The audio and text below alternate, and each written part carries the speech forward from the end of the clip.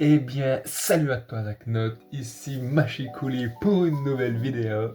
J'espère que tu vas bien, j'espère que tout se passe bien dans ta life, dans tes lectures, que tu prends du plaisir à lire ce que je t'ai prêté. Voilà, je le dis alors que la vidéo elle va sortir dans 1000 ans, mais je viens de te prêter des trucs, donc j'ai très hâte d'avoir ton avis dessus. Aujourd'hui, on se retrouve pour une petite vidéo bilan lecture, ça fait longtemps. Une vidéo bilan lecture sur Cadavre exquis. C'est un livre qu'on m'a prêté, donc voilà, c'est pas un livre que j'ai moi. Je sais pas si j'en ai déjà parlé ou pas. C'est une dystopie, et il faut savoir que moi j'aime pas trop les dystopies. J'en ai lu quelques-unes, alors bon, j'ai Hunger Games, c'est des dystopies, Divergente aussi, ça c'est des dystopies un peu pour adolescents, mais des dystopies plus pour un public adulte, j'en ai lu deux, donc 1984 et Le meilleur des mondes. Et j'avoue que j'avais pas trop aimé ni l'un ni l'autre. Donc là, j'étais un peu en mode dystopie, moyen, je suis pas hyper convaincu. Mais le thème de cette dystopie-là m'intéressait beaucoup parce que ça parle de viande, ça parle d'abattoir, ça parle de la maltraitance animale, tout ça.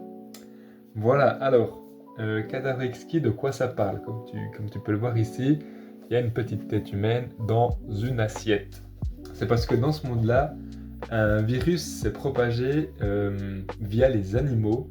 Ce virus ne tue pas les animaux, mais il tue les êtres humains. Voilà, donc les êtres humains ne peuvent plus manger de viande. Donc c'est un peu chiant.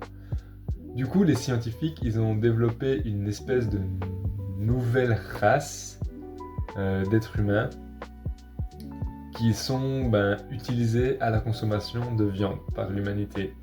Donc voilà, les abattoirs n'abattent plus des porcs ou des bœufs ou des poulets, ils abattent des êtres humains, donc un peu modifiés.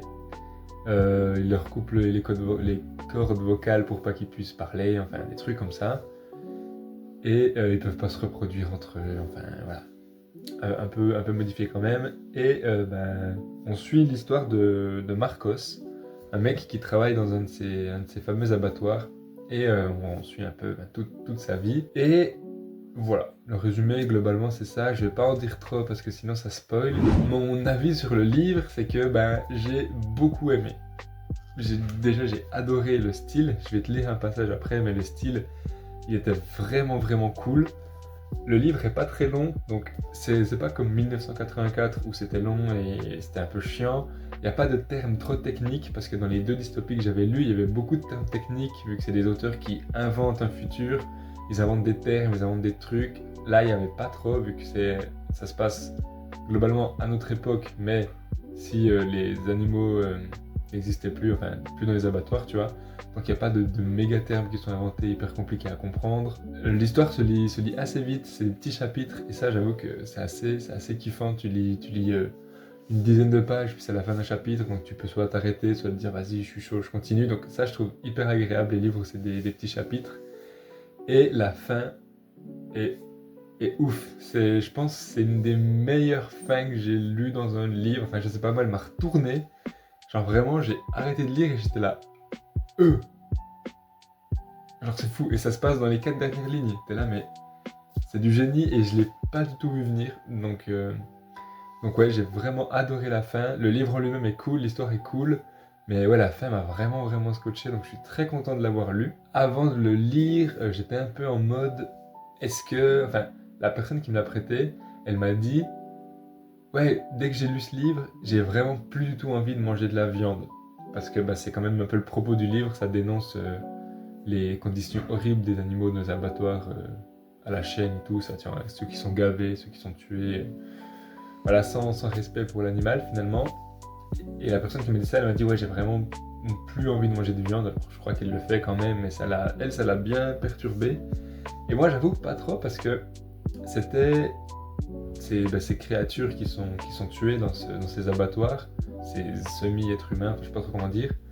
En fait, ils sont décrits comme du bétail ou des têtes. Enfin, tu vois, c'est des blazes un peu détournées. Enfin, ça reste comme si c'était des animaux. Et du coup, moi, j'arrivais pas à m'imaginer dans ma tête que c'était des êtres humains, tu vois. Si ça avait été un film et que je voyais des gens se faire égorger à la pelle, comme ça, à la chaîne, là, ça aurait peut-être eu un peu plus d'impact sur moi. Mais là, le fait que j'arrive pas trop à me l'imaginer, alors je sais pas si j'arrivais pas, ou si d'un côté je voulais pas trop parce que ça me dégoûtait, tu vois, c'était un peu pour me protéger, je sais pas. Mais voilà, j'ai pas trop, enfin ça m'a moins dégoûté de la viande que ce que je pensais, enfin des abattoirs de masse. Par contre, il y a un passage qui m'a dégoûté, alors pareil, là non plus je vais pas spoiler, mais c'est avec la bouchère, donc, pour ceux qui ont lu le livre, c'est que la bouchère, quand il la voit pour la 2 ou 3e fois, je crois, là j'étais choc-barre, là ça m'a mis mal à l'aise et c'était vraiment bizarre, ça sortait de nulle part, c'était pas hyper utile donc je comprends pas trop ce passage. Voilà. Maintenant je vais te lire du coup un petit passage pour que tu comprennes le style qui est assez particulier et après je t'en dirai plus de pourquoi je l'ai aimé. Il est réveillé par l'appel de Nélida. Don Armano a fait une décompensation cardiaque mon chou. Rien de grave mais je voulais que tu sois au courant. Tu n'es pas obligé de venir, mais ça serait gentil. Tu sais comme ça fait plaisir à ton papa, même s'il ne te reconnaît pas à chaque fois. Dès que tu viens, ses crises s'arrêtent pendant quelques jours. Il la remercie de l'avoir prévenu et lui dit qu'il passera dès que possible. Il raccroche et reste au lit, pensant qu'il n'a pas envie que cette journée commence. Il pose la bouilloire sur le feu et va s'habiller. En prenant son premier maté, il appelle le domaine de chasse. Il explique qu'il a une urgence familiale, qu'il rappellera pour reprogrammer sa visite. Alors, je sais pas si tu captes un peu. Il y a tout qui est décrit au il.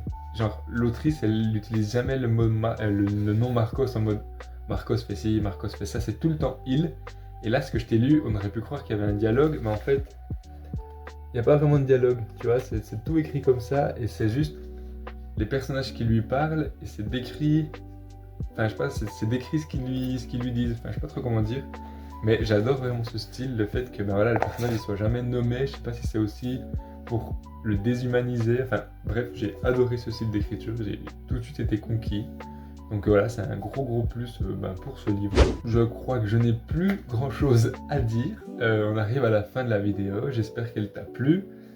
Alors comme je t'ai dit, moi j'ai pas changé ma perception de la viande des abattoirs de masse. Forcément, je suis toujours un peu en questionnement. C'est un thème qui me touche quand même, tu vois. Donc peut-être que ce livre aura un impact sur le long terme.